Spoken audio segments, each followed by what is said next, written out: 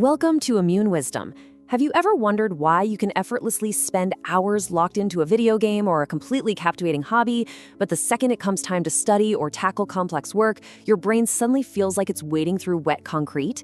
Well, today, we're gonna fix that. We are literally unlocking the secrets of deep focus and showing you exactly how to hack your brain's neurochemistry to build an actual biological addiction to learning. We are going to turn the very act of studying into an incredibly rewarding experience. Let's dive in. Here is our roadmap for today's explainer. We're starting with the science of learning, looking at a really fascinating biological mystery in nature.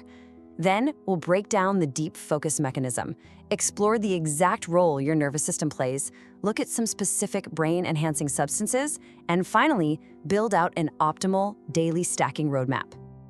Section 1. The science of learning in songbirds. To really understand how our brains learn, scientists writing in the journal Nature actually looked up at the trees, specifically at songbirds. You see, birds aren't just born knowing how to sing those beautiful, complex melodies to attract mates. Singing is a highly specialized, actively learned behavior. They literally have to study, practice, and perfect it. Here's the biological timeline of how this actually plays out. In the early stage, young birds listen to the adults. In the development stage, they memorize the melody.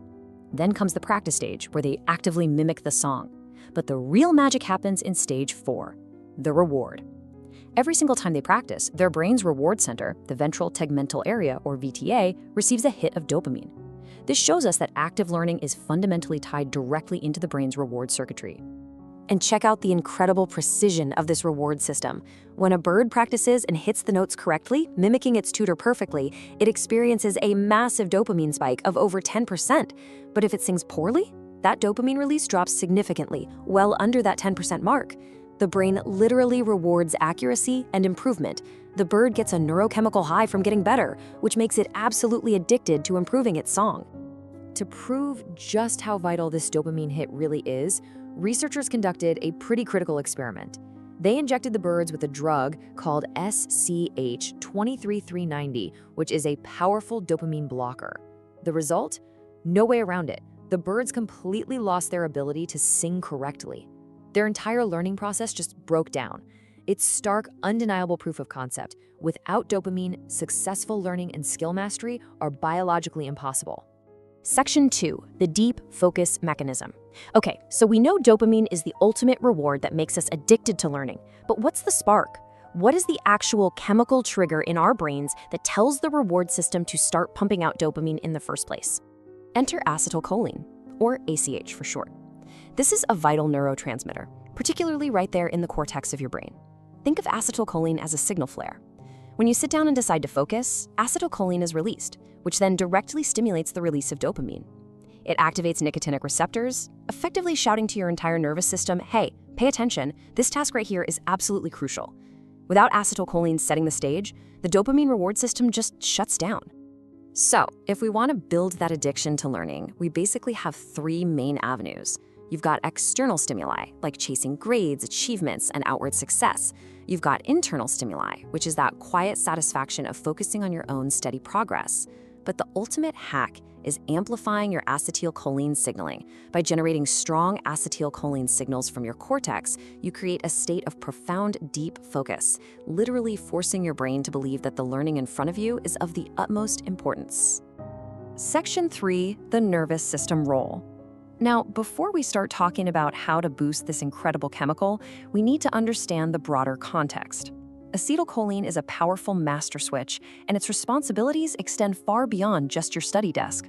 Acetylcholine actually leads this brilliant dual life.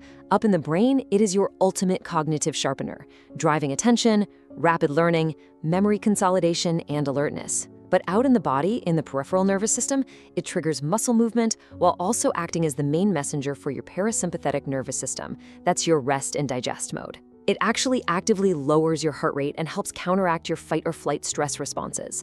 It is quite literally a molecule of calm, precise execution. Section 4, brain-enhancing substances. Understanding how crucial acetylcholine is for deep focus, the natural question is, can we control it? The answer is absolutely yes. We're going to look at the practical toolkit, the specific compounds and supplements you can use to modulate your acetylcholine levels and essentially biohack your study sessions. Here are the heavy hitters: alpha-GPC, acetylcholine, and nicotine.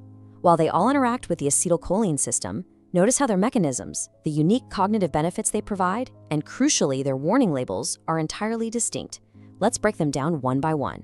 First up is alpha-GPC. Think of this guy as the fast machine. It's a form of choline that excels at rapidly crossing the blood-brain barrier. It causes a direct fast spike in acetylcholine. Because of how it interacts with the nervous system, it not only boosts short-term memory, but actually increases physical muscle strength. However, the warning here is strict. You should not abuse alpha-GPC daily at high doses. Long-term heavy use has been linked in some studies to elevated TMAO levels, which definitely poses cardiovascular risks. Next up is acetylcholine, also known as CDP-choline. If alpha-GPC is a sprint, acetylcholine is a marathon. It's the sustainable fuel. It doesn't just provide choline, it also delivers cytidine. This dual action is incredible because it literally helps repair neural cell membranes and can even increase the density of your dopamine receptors. If you need all-day endurance for a massive study session without that dreaded post-study crash, acetylcholine is widely considered the superior choice. Finally, we have nicotine. Notice it's called the receptor activator. Nicotine does not create more acetylcholine. Instead, it perfectly mimics it. It floods your nicotinic receptors, completely tricking your brain into thinking you have massive amounts of acetylcholine, which results in extreme focus and immediate euphoria. But I have to forcefully warn you here. Nicotine is severely addictive. If you use it regularly, your brain will downregulate, meaning it destroys its own natural receptors, leaving you in a terrible brain fog without it. The true biohacker's approach is to strictly use ultra-low doses, like just 1 to 2 milligrams via a gum or patch, only for the hardest tasks, and entirely avoiding smoking or vaping due to the massive toxicity. Section 5, the optimal stacking roadmap. So how do we put all of this science together safely and effectively? We're going to build a clear, actionable protocol right now to combine these concepts for sustainable, maximum cognitive enhancement. To build a state of deep, sustained focus without burning out your nervous system, you really need a 3-step approach. Step 1 is the foundation, setting your baseline choline levels early in the day. Step 2 is activation, strategically triggering those neural receptors exactly when you face your most difficult cognitive tasks.